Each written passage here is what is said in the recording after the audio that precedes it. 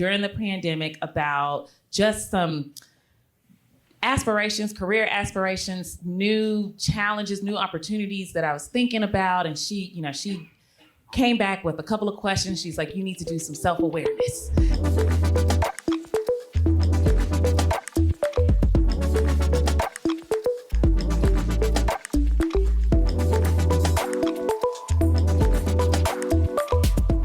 We're going to segue over to our next panel, Women Leading in Sports. This is going to be phenomenal. And I want to introduce Brittany Cole, who needs no introduction. Everybody knows Brittany. So Brittany is going to moderate our panel.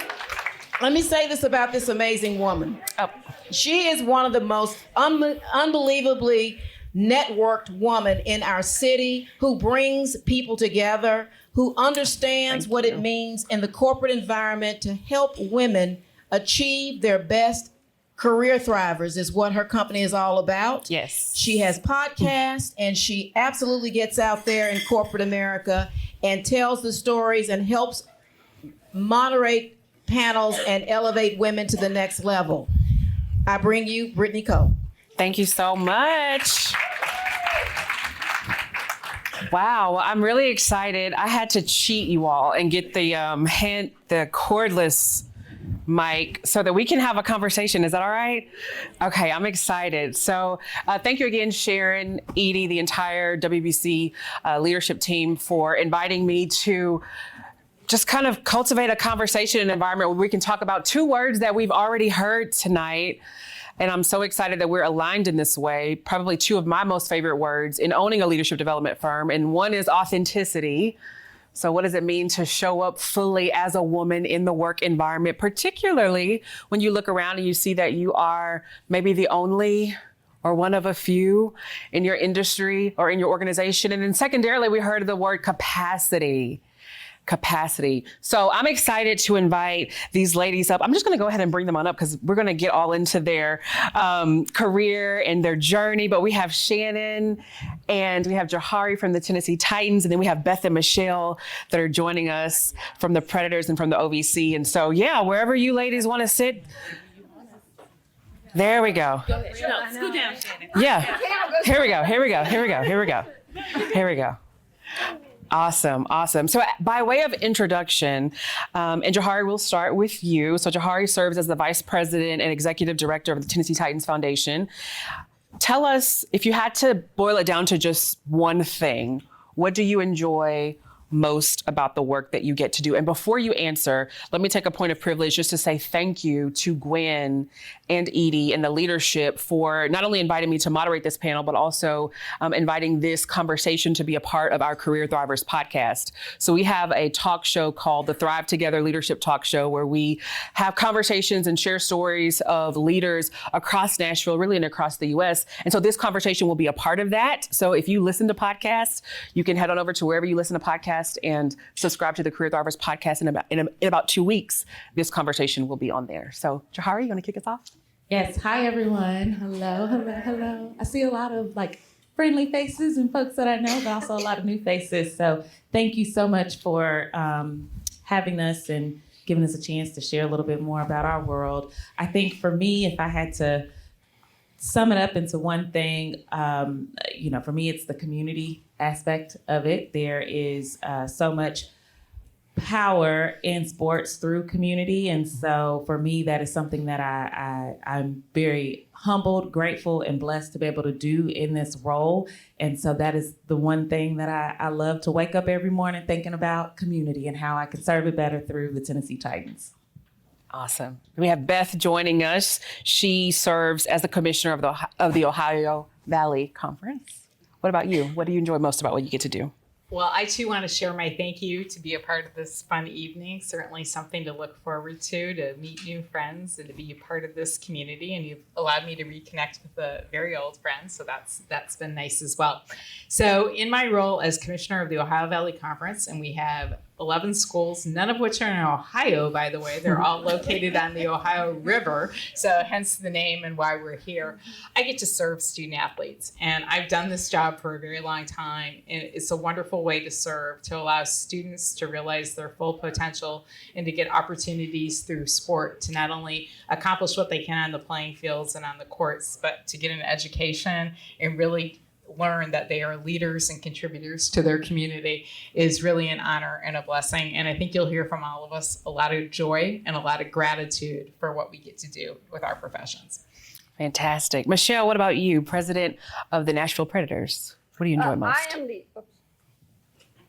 I am the old friend that Beth is talking about, but she means we've been friends for a long time. Of course. That's really what Beth meant.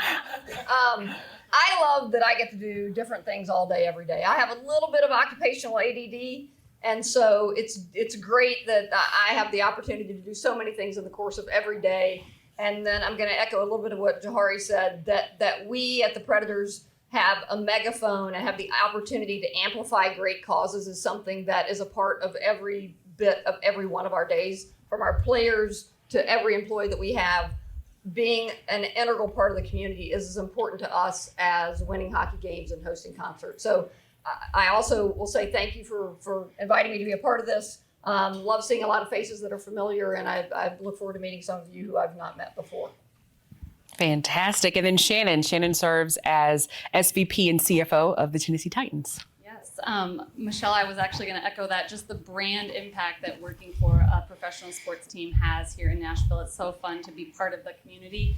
Even though we're a private company, we're not a governmental entity, we kind of sit in the middle and we just have such an impact on what we get to do. And what's fun for me, I get to marry my passions for finance. I lead our finance team, numbers, that type of thing, but with sports and the impact that we can have and getting to do that, it's a fun role. Yeah. So, Michelle, I'll come back to you. So I recall on our kind of prep conversation, we were talking about, showing up as a woman leader in a male-dominated industry, in the sports industry. And I remember you noting that you see it as an advantage. Talk to us a little bit about how you've owned your power to rise through the ranks of the Predators organization. Yeah, I've just never felt it. And I don't deny that the one side of the story is struggle and ceilings that are imposed on you because you're a woman. I've never felt it. And I think it's very, very important, especially for young girls, to hear it's not uphill both ways. It doesn't have to be like that. I've not felt it. I've always been regarded as I regard myself. That's a diligent, hardworking professional. And I understand that part of my path and the reason that I feel so fortunate and haven't had those trials and tribulations, been that I have, by good fortune, have been in great organizations with great leadership who don't see gender as a factor. And so, every time I sit on a panel or talk to people about it, I want to make sure that everyone understands that my experience hasn't been, oh my gosh, can you believe that I finally made it? It's been for me a great, great career path. It's been very fulfilling. And, when we get to questions about, tell us about the hardest, I have hard days, but not because I'm a woman. And so I think it's really important that in a business that, yes, most rooms that I sit in have far more men in them than women. Sure. But that's not ever been an impediment for my path. Have you found it to be an advantage because you perhaps are the only in the room that maybe you've been advantaged? In a room full of women, we know the women are better than men. So I have the advantage of having the tools that women inherently have that men do not. So, Sure. I think sometimes it can be an advantage, maybe not for the gender specific reasons that you're thinking. But I don't feel held back. I want every young person and every person that hears me speak about my career to understand that it's been pretty charmed and I've never felt that ceiling. Yeah. Thank you for sharing that. Johari, I know your career journey to the Titans has been one where you haven't necessarily moved up within the organization, but you transitioned over. And part of that had to do with owning your power to speak up and say exactly what you want. Talk to us a little bit about that story of how you kind of just openly shared that this is where you want it to be. Yeah, I think for a lot of us, we're all women in here, so we all have a girlfriend who is like the most profound person that you can call up and say, hey, this is what I'm feeling, what I'm thinking, and they just have great feedback or great, a profound, like, you should do this. And you have those aha moments. And I was sharing with, especially during the pandemic, I was sharing with one of my girlfriends, and actually, Brittany, her, Chastity Robertson. So I was sharing with Chastity during the pandemic about just some aspirations, career aspirations, new challenges, new opportunities that I was thinking about. And she came back with a couple of questions. She's like, you need to do some self-awareness. And she's like, you need to sit with yourself in a corner and write this stuff down. And she's like, I'm going to send 4 or 5 questions over to you so you can lean into your vision, your purpose, all the things. And I love Chastity. I love my Chastity. friend who is like that, because I don't think like that. I'm like, it is what it is type of thing. And so when she sent that to me, I did the exercise. I sat with myself in the corner, did the whole thing. And she called me back a few weeks later, and she was like, okay, so she's like, did you do it? And I said, yeah, I did. She's like, okay, so what are you going to do with that information? And I said, well, what do you mean? Like, it's going to live in my Bible, in my journal and stuff. And I'm going to pray over it. It's going to be great. And she's like, no, what? She's like, yes, that is one thing. Yes, get your spiritual connection. She's like, however, what good is it doing just collecting dust in your journal? Like, she's like, vision boards are great, but what good is it if you're not sharing that vision with someone else? And so that takes a level of vulnerability and transparency, because again, you have to find someone you trust that you can share these things with, and also not come across with, your supervisor or whoever it is in your circle as if I'm trying to leave this world, to go do something else, but more so of, hey, I'm trying to grow. I'm trying to develop. I'm trying to get to that next chapter. And so that vulnerability, that trust, I started just having conversations with what I like to call my personal board of directors, of people that I feel very, confident and I can be vulnerable with them, but I also know that they're going to shoot it to me straight. And so I started having conversations about that next level of my career that I wanted to be in. And, thankfully, a friend of mine, she, at that time, Burke Nihill, our CEO, he became the CEO in 2020, and she was having conversations with him, and she's like, hey, you need to meet Johari. Like, she has a good pulse on what's happening in the community. And that conversation, I did not go into it thinking that this was going to land me a job. I went into it really genuinely wanting to share about the gaps, the needs, the things that I had seen or that I had experienced, and things that I was doing within the nonprofit community, and how the Tennessee Titans could have an impact, a better impact. And from there, it just transpired into where I am today. And so my advice always to people, and Shannon's, we kind of share a very similar story, but I always say to people, don't be afraid to speak what you want, but because you never know where it could lead, and it can lead to things that maybe necessarily wasn't on your vision board. I didn't necessarily say, hey, I want to work in sports, but I knew that I wanted to get into the corporate social responsibility space. And that was my ass, like that was my thing. And so share your ideas, share your passions, share your ambitions and aspirations, because you just never know what door that could open, and where that could lead to. And I don't know if I ever told Johari, but Burke told me, came to me after that lunch and was like, you need to meet Johari. Oh, I love it. So it was a very impactful lunch. Yeah. Also, maybe have a good friend that supports your career aspirations. Get a friend who's very profound and can give you all of that good Elevate wisdom. But you can't have mine. She's mine, so you can't have her. I love it. I love it. Beth, talk to us a little bit, speaking of support, about how the Ohio Valley Conference is supporting women athletes both on and off the field. Sure. Well, again, we really have a lovely opportunity to work with young individuals. And it's modeling for both male and female student athletes to show what leadership can look like, and in my role, what a female leader can look like. So I'm cognizant of that, and I've been blessed to have this job for 14 years to make sure that our male student athletes know what this is all about in terms of leadership and respect for all in roles such as this. For our female administrators, and we have work to do in the OVC, I'm not going to sugarcoat this right now, we don't have a single female AD. So as we talk about progress that's been made, and a good bit of progress that's been made, there are certainly additional opportunities, though, for women.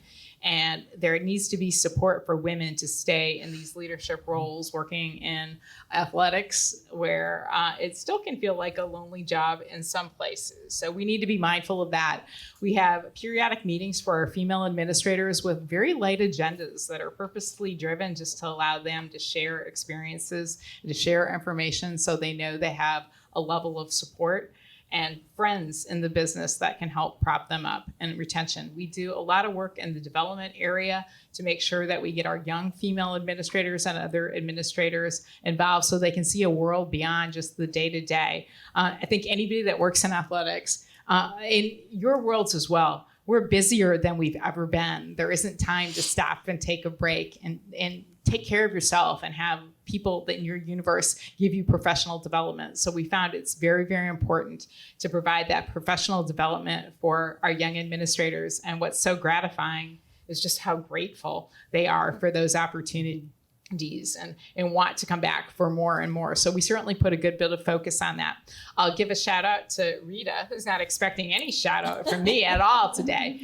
But we were able in Nashville to host the 2014 Women's Final Four. And as part of that experience, the NCAA says to the community, you need to have a legacy program. In most communities, it lasts for a year or two after the Final Four. Our legacy program, and Rita was part of this, still continues to this day. And what remains are the professional development arms for young women housed in our conference, but it expands beyond that in the city. So that's really terrific. And then one last thing, and I'd be really curious on the response here and of the colleagues, we still keep a flexible work schedule in our office. And I don't mean to stereotype, but we keep it in large measure for our younger female employees who have family responsibilities, that have strong career aspirations, and are wonderful contributors to our leadership team. And the flexibility has supported them in so many different ways. And what we have found is while the male employees have that opportunity available to them, they haven't taken advantage of it. It's our female administrators that have been allowed to thrive. And so I'm pleased that it's been a success for us. That's fantastic. That's fantastic. We all know, whether it's anecdotal or through data and reports, that oftentimes for women, we have to kind of get that nudge before we kind of put our name in the hat. So women will see a job description and we'll have 8 out of 10 and we're like, we're not ready yet. A man will see that same job description, like, I've got 2 out of 10, I'm applying and I'll be perfect for the role. So sometimes it requires that kind of network to be that encourager. So Shannon, tell us a little bit about the role that your network has played in helping you make the transition into being a leader in sports. Yeah, I would say networking and relationships are definitely the reason why I'm at the role that I am today. Really, I feel like my whole career, I have been just being thrown into situations and being forced to have to make relationships and kind of develop my career on my own. I went away to college. I'm originally from Michigan, and I went away to college at Western Kentucky to play softball. So didn't know anybody in school, worked very, very hard to network with my professors, get involved in activities with the athletes, with different things in the community to build relationships. And then when I came to Nashville after graduation, again, I did not know anybody here. So working very, very hard to, at any opportunity, how could I do service events with like-minded individuals? How could I get involved with intramural sports? Anything that I could do to continue to network. And I worked at Ernst & Young prior to joining the Titans. And with that, allowed me to work with a lot of different clients. And every client, every industry that I worked with, I was constantly trying to network, trying to make connections with folks. And the Tennessee Titans happened to be one of my audit clients. And so this role that I'm in was not in my playbook at all, that I would be in this role. I was with Ernst & Young for a little over 10 years and served the Titans very well from a client perspective, made sure that I networked with them, got and understood folks from a personal level. And then when this position opened up, they called me to see if I'd be interested in interviewing. And I thought, again, I didn't think I checked all the boxes on that resume. I was like, I checked 2 of them. I am not ready for this role, right? I had all this self-doubt of, oh gosh, how can I go and lead here? But our CEO, Bert Nyhill, saw something in me, and very glad. So I have now been with the Titans for 3 years, and I really didn't come up through the ranks of sports. Most folks kind of do come up through different roles. But I was able, through building the network in Nashville, building that community, really thrive in this role. And now it's just fun to get to do things like this because of the brand of the Titans, and get to meet even more of you and continue that ripple effect, and then continue to give back to those young girls. If I look back in my shoes to tell that young girl that this is where I would be, give her that encouragement that all you gotta do is work hard and really make a lot of connections and relationships along the way, and those little ripples will pay off. Love that. Love that. Michelle, I'm curious, for you as an executive level leader, what does your kind of leadership development, capacity building look like to impact the culture and inclusivity at the Predators organization? Well, I mean, I certainly can't do it alone. And so it is something that is important to us at all levels. So nearly all of you that I've seen tonight have told me you've seen Sean Henry this week, and I've seen him a lot too. But he is our CEO, and he is very, very supportive of all these initiatives. Obviously, I am. And it's really, really important to us. I mean, half of our executive team is women. Mm-hmm. And that's not because we were trying to hit a quota, but it's because we feel like the more diversity that is in the room, the better the outcomes are going to be, the more thorough the analysis is going to be, and the better our organization is going to be. And so again, I get back to, I'm very fortunate to work in an organization that feels that way, and that I don't walk in any day feeling like I have to force that notion. Mm-hmm. It's something that we believe in passionately. It's something that we believe makes us all better. And certainly, yeah, do I have an impact? I hope so. I've been there 15 years and have, climbed the ladder, so to speak. But there's a whole lot of support around me, and I feel very fortunate for that to be the case. That's fantastic. Throwing this question out to anyone who would like to answer, when you kind of hear this language of authentic leadership, what does that mean for you, particularly as a woman leading in sports? Hey Thriver, I'm excited for you to get your hands on your copy of the Blueprint to More Visibility and Influence. This is a powerful free resource that's designed to catapult your influence and amplify your impact in your business or company. Now, this isn't just another online guide. This is your strategic companion that's going to walk you through the world of personal branding and authentic leadership. Inside, you'll unlock essential strategies that are going to help you do a few things. One, sharpen your self-awareness and own your unique story, navigate the complexities of workplace dynamics with more confidence, elevate your presence in any room, and ensure that you are not only seen, but also heard and valued. Why wait for opportunities when you can create them? With this blueprint, you'll learn how to cultivate a personal brand that commands respect and opens the door for new opportunities. And the best part, you'll start seeing the world differently, not just as a place where you fit in, but one where you stand out. You'll transform your self-doubt into more self-assurance and turn your aspirations into tangible achievements. So join me in our community of thrivers who are making their mark. Don't let this moment pass you by. Head on over to letsThriveTogether.com to download your free copy of the Blueprint to More Visibility and Influence today. Start your journey and let's thrive together. Authentic leadership. I would say really having a passion behind what you do. What I enjoy about my role, I get to support 4 different departments: our finance team, our people and culture team, which is all things employees and employee engagement, and then our IT and compliance team. And I love my leadership of all of those is just really caring about them and really making sure that they know how much I care about them. I love the quote of, people don't care how much you know until they know how much you care. And so in this role now, I'm there to support them. I'm there to lead them. I'm there to help them find their purpose. I'm there to help encourage them, because when you have engaged employees, they're so much more willing to do whatever it takes. And so that authentic, caring, and really genuinely wanting them to thrive and wanting them to do better, it comes out when you care about them. Yeah. I think that is so important. And I'm not going to say a whole lot that Shannon didn't say, because I think that is the key.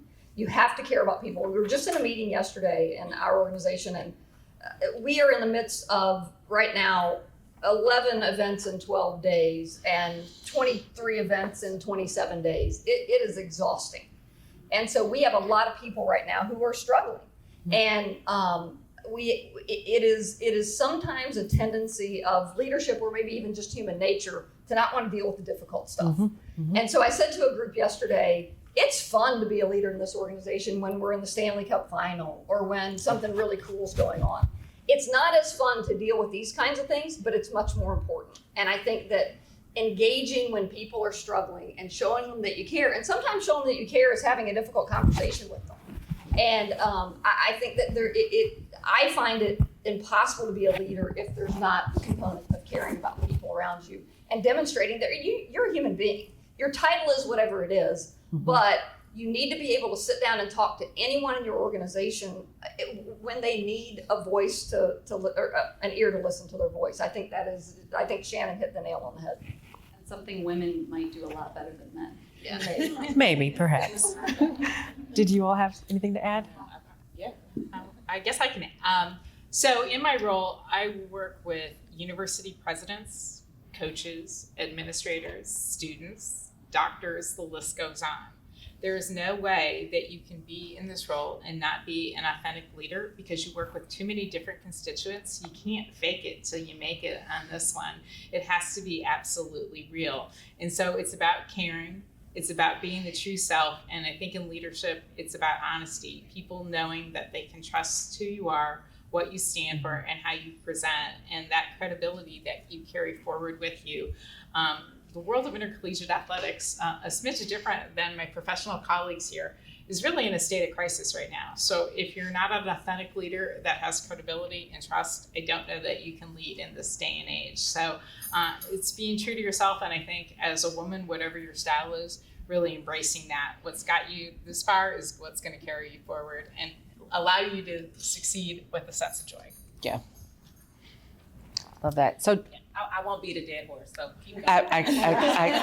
All good. So perhaps maybe you could talk to us a little bit about maybe some of the lessons that you've learned when it comes to, gender bias that we know is real, whether acknowledged or not. I think, oftentimes you look across leadership and your two things really tell the culture of an organization when it comes to representation of women. One, the representation of the leadership at every level. What does that look like? Not only are women present, but is there an intersectional lens of, are there women of color? Are there women across different sexual orientations? Are there women with different abilities that are represented? And then the other is retention. So at many corporations, the attrition or turnover of women is sometimes 3 to 4 times the attrition of the entire organization. So we're leading the mass exodus out of the workforce. So oftentimes the bias is there. How have you been able to overcome that in your career? I will say that for me, when I joined the Tennessee Titans, and especially when I found out, like, hey, you got the job, you're starting, I was so nervous about it being a male-dominated industry. And Shannon has heard me share this story more than she probably cares to hear it. But one of the things that I was so grateful for is that I walked in and Shannon was one of the first people that I met. And when I walked into her office, she had pictures of her kids up on the wall. She had her family up. And she talked about her family. She talked about being a working mother, and we had a conversation about being within the organization, what that culture felt like, and what kind of tone, from leadership down, like what did that feel like? And one of the things she said to me is that you can do it, and it's possible. And we are in this space right now with the Tennessee Titans organization. Yes. There was a point in time where there was only one woman in a leadership role at the Tennessee Titans, and to see how far we have come now to have multiple women leading in various prominent, significant leadership roles within the organization, but also to see the intentionality behind it. Which is important, because I think someone mentioned it up here that, you can make the hire, but if there isn't any intentionality and also the support behind that, then it falls flat. And so for me, that was meeting Shannon on my first, week, my first day, whatever it was. That was a breath of fresh air, because I felt like, wow, okay, this is possible. They do respect. I want you to see me, all of me. I want you to see all the hats I wear. Not only am I a professional, I'm a mother, I'm a wife, I'm a community leader, all these different things. I want you to see me in my full self and value and respect that. I'm very fortunate to work for an organization and to work with a CEO who values that, not only for himself, but also really strives to create and set that tone within our organization. I think when it comes to gender biases, again, it's making sure that you see people for who they are and allowing people the space to show up as their authentic selves and not feeling like they have to enter into their place of business or their workspace having to wear a shield or wear a mask, and just giving people that space to, hey, show up. Full nails, bold nails, gold jewelry, like show up, do you? And because you're gonna get the work done, but don't feel like you have to fit into this mold because that's just, that's what you think you have to do to be accepted. So I've been very fortunate in that space, and it's exciting to work with women like Shannon who also create space for other women to be vocal and to be able to share how they feel, what we would like to see, things that make the most sense for us to be the most productive people that we can be. And so I just hope that I can continue to spread that to other women who are entering into, especially the Tennessee Titans, but into the professional world. It's fantastic. Shannon love. I love that. So we're going to open it up for questions. So if anyone in the audience has a question or two, I'll be sure to repeat it so we capture it on the audio. But before we do that, Johari, you hit on something that I wanted to end with. At Career Thrivers, we firmly believe and have a phenomenal curriculum around allyship, but specifically for women, oftentimes we hear that language and we automatically think, what do men need to do to be better allies of women, not recognizing that the power is right in this room. What can we do as women to be better allies of other women? So my question to each of our panelists, whether you want to share a story or an anecdote, but what is something that you are doing presently, actively, to support another woman, either in your organization or in your community?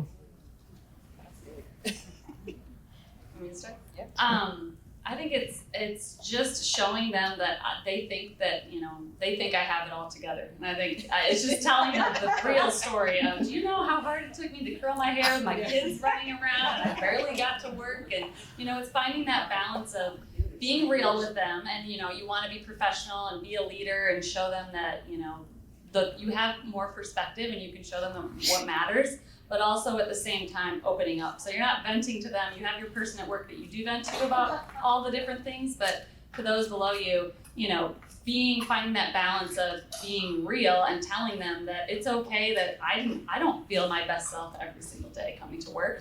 And so when they get to just see themselves in you and say, oh, it is okay, and you're still in the position that you're in. And so just being able to relate to them and show them that, we're all human and these things all happen to us. But when you get to see another woman being in that leadership role, it's just motivating because you can do it. Like, I just need to tell these women that you can do it. I might not be all put together all the time, but I promise you can do it, and let's support each other through it.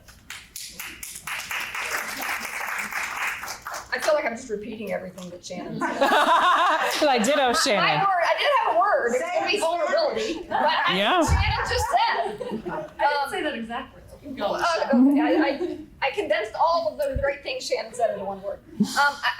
More of my career is back there than up there. So every day when I walk in the doors of Bridgestone Arena, I am more impassioned about helping Robin Lee or Deanna Witter or any number of people become what they want to become. And that's what means more to me than whatever I accomplish in the course of a day for myself is inconsequential to me.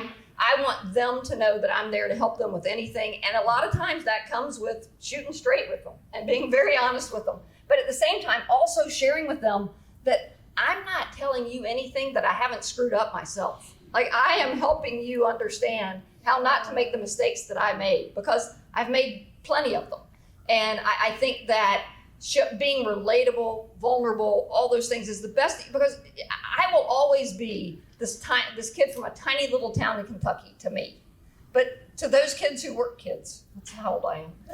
To those individuals who work in Bridgestone Arena who are much younger than me, they see me much differently. And I think that we can't get too wrapped up in any of that. We've got to let them see us as people and let them understand that we've been where they are and we can help them get where they want to go. Love that. Love that. Yeah, it's funny. I wasn't prepared for this question, but I know, the answer this is how I feel. the answer is really similar, right? All of it is really sharing yourself with the people that you work with and letting them just understand what this is all about. The lesson that I've learned with my own staff, and when I came up, I think I was the 6th female commissioner overall. So at the time, there was kind of this trailblazing attitude, and there was a generation where it was this expectation that success for women looked like this. Success for women can look any way it wants to if it fits your lifestyle. So making sure to work with our young administrators to say, if that's your path and if that's what success is for you, let us push you there. That is success in its own right. Now, don't hold yourself back. We'll open up any opportunities for you. But you chart your path and you chart your vision as to what you want that success to be. And I think that's really changed over time. I came back 2 weeks ago from the organization that was the leader in women's college sports. It's a conference that we all get to go to. And back in the day, you'd be a little sheepish about the fact that you'd go to this convention because, why are women meeting separately from men? We're all in this industry together. It has grown over time to the fact that we had 1,300 people at this event 2 weeks ago, and a room full of young administrators. I looked out and thought, oh my goodness gracious, I might have aged out of this thing. And we haven't, because we have a role to play. But to see the young women so enthused to want to be a part of an industry and have the world be their oyster, we are making progress. And our responsibility is to make sure that we model, encourage, and really let them paint their map for the path forward that fits them best. And I think if we do that, it brings us joy in our jobs as well. It's hard being the last person on the end. I probably should have sat where Michelle is sitting. But no, what I would say is I love showing young women and girls that you can have it all. Oftentimes I hear this a lot, especially with young women professionals that ask, can I have kids? Can I have, a love life? Can I have all these things? And it's like, yes, you can. You can have it all. You can have joy. You can have happiness. You can have laughter. You can have family, love. You name it, boo. You can have it. Now, is it hard sometimes? Yes. Do I drag my kids with me sometimes and sit them in the corner of my office and tell them to do your homework while I finish this email? Yes. Are there some nights I'm up to 11, 12 o'clock at night trying to fire off all the rest of the emails that I didn't get to the day before because I've gone to a fall fest or I had to go to an event with my husband? Yes. However, what I will say is there is beauty in that and knowing that you don't have to choose. And if you do want to choose, you do it, girl. Do you. You can come back to it. There's always a space for you. You can have it all, but how you chart your path, how you create that trajectory, what is for you will be for you. But just know that you can have it all, that it is possible, and that you have so many women who are sitting in this room, women on this panel who are in your corner, who are supportive, but also are walking examples, living, breathing examples of what you can do and how well you can do it. So, love that. Any questions in the room before we wrap up? Yes, I see 2 hands. Do you want to go first? Okay, I have often thought if the athletic world came together, we could end violence against women and girls. What are your organizations doing today, given that a woman has a 1 in 5 chance of being raped if she goes to college? What are you doing today to help us end that horrific issue? Great question, Pat. So Pat Shea, a number of years ago, Pat Shea came to talk to our organization and absolutely opened our eyes. Sean and I sat in the same room listening to Pat reel off statistics that couldn't possibly be true. That day, we jumped in head first, and now we are the presenting sponsor for Amend Together. And it's a tremendous passion project. Pat, there aren't enough kudos in the world to offer to you to make that a visible initiative that we all should rally around. Sitting in that room that day, it was absolutely impossible not to develop an immediate passion and for our organization to jump in the biggest way we possibly could, because it's mind-blowing. And we, along with Pat at the time, now Sharon Roberson and Shane Foster, want to do everything we can to eradicate that in this state and in the world, but we're obviously can be more impactful in the state. So we are all in. If anybody wants any information on that initiative, on Amend Together, please, please, please, we would love to make anyone a part of it that wants to be a part of it, because it's so very important. It's become a very integral part of our organization, our foundation. Thank you. And our last question here in the front. I wanted to know what was something good or bad that somebody told you that pushed you. Something good or bad that someone told you that pushed you. We'll let two of you answer, and then we'll. I'll do it. Yeah. Let me get my thoughts together. Actually, and this is probably a lesson more for younger women than anybody in this room. While I was working at the NCA, I had 3 different presidents come up to me and say, do you know anybody that would be interested in being a collegiate commissioner? And instead of saying, maybe me, I looked at them and said, well, let me put together a list for you, because I didn't envision it. It was only when I saw 2 of my friends and colleagues get the job that I realized, hello, Beth, wake up. You're the one holding yourself back. It isn't the society. It isn't anybody else. Don't be the thing that stops you from moving forward. So sometimes it's the message and the push that you don't even expect. It's, listen to what's in your heart and listen to your confidence is what I would say. And again, I'm so grateful that I got my ire up and finally got myself going to be able to do this. So things have a way of working out.